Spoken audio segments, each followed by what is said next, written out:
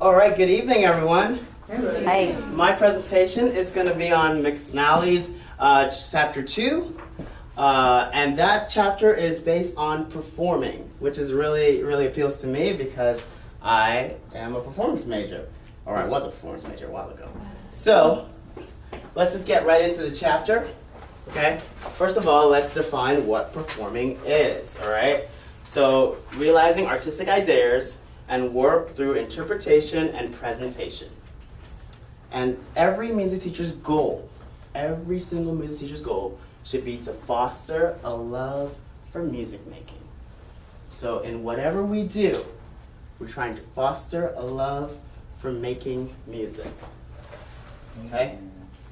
So here are some strategies for cultivating a love of music making. Okay? The speech, all right? So because middle schoolers are not very sure of themselves, it's very important to make sure that they feel comfortable in the classroom. Maya was mentioning that in chapter 1, okay?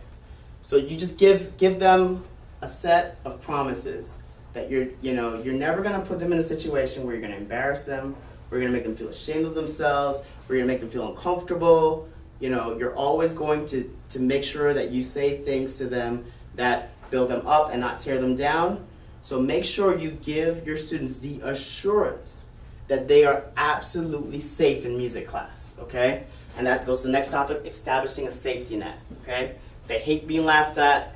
They want you to create an environment where they know that they won't be the source of a joke. So never ever make fun of middle school students in their classroom because it makes them really uncomfortable. And you guys know how it was like when you were that age. It's really just hurtful to sit there and have a teacher or anyone make fun of you. So make sure you do that. A broad repertoire of music, okay? So relatable songs, songs that they might have heard, but songs that can also relate to their sense of humor. And then try not to just do songs that are from one particular genre. So try to have a wide range of music that they all can listen to. In that chapter, she was talking about music from the 50s or the 60s, that has a nice little rhythmic beat. So it doesn't have to just be music from the present. In fact, sometimes I might kind of take away from the exercise. Okay, so when you're thinking about songs, have a broad repertoire of music. Okay. Now, here are some strategies on how you can cultivate a love for music and how you can get your students involved, all right? Use student leadership. Some of you are educators already. You guys know that when you can get a student to step out, who might be talking or might be doing something else, and you can say, can you lead the group? Let's lead the discussion. Can you help us with something? Use those strategies to help lead the group. Ask for their opinions. Ask students, what do they think about this phrase? What do they think about this music? How does it make them feel? Constantly ask them because you're trying to get them to really engage in the process of music and how important that process is. And then finally, being the biggest cheerleader. Whenever your students sing something, perform something, always say, that was great, that was amazing. Whether it was not, it doesn't matter. But make sure that they know that you're cheering for them, okay? So, those are some strategies for music making.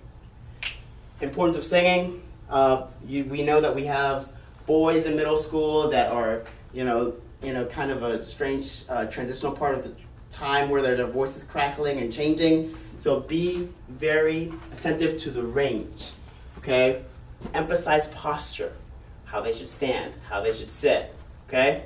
When the group is getting very noisy, talkative, divide them.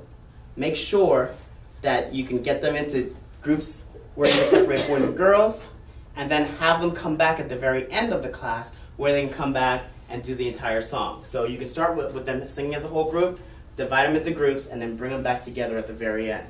So that's a good strategy for how you can work with some singers.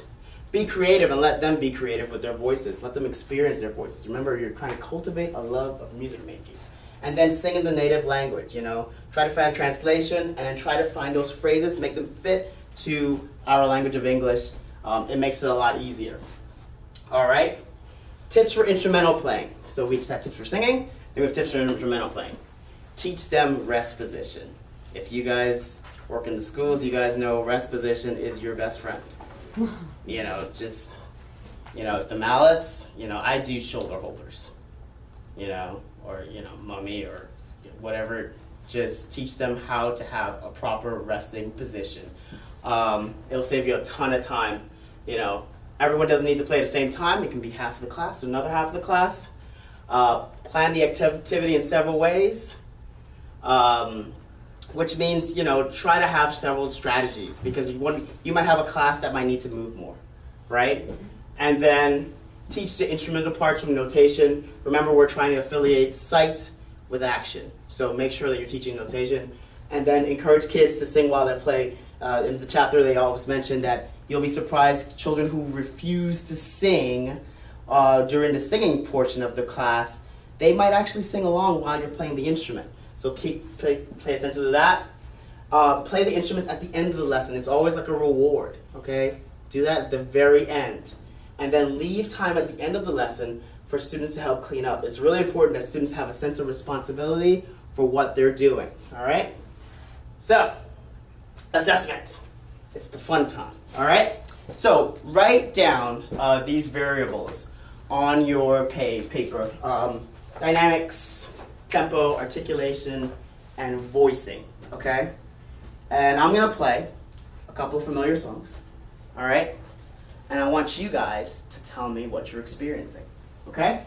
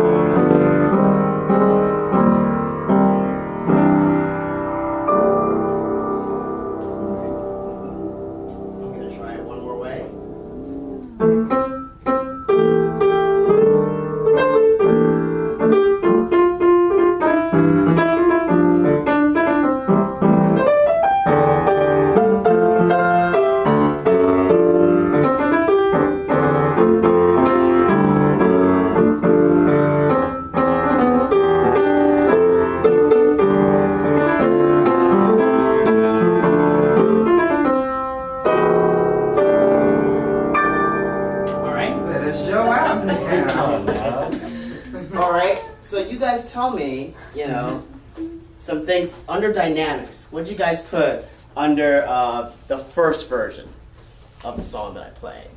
Soft, quiet. Okay? And the second time I played it? I said mezzo forte. Mezzo forte. And the third time? Loud. And under tempo? First one was pretty slow. Slow. Second one?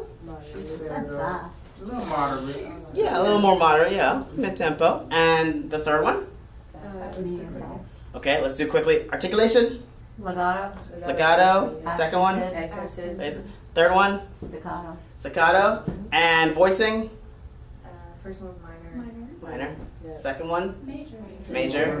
Third was? Major Major and and jazzy. jazzy. That's what you meant by voicing. Okay. Yes, yeah, vice versa. Yeah, I was like, So finally, everyone, just make sure that with your middle school class for performing, find performance opportunities so that they can have impromptu performances, perhaps the middle school principals passing by, or someone just, or maybe a janitor, anyone's coming by, and just give them chances to come in and express themselves. but that is the right way to teach them to love music making. Thank you. That was beautiful.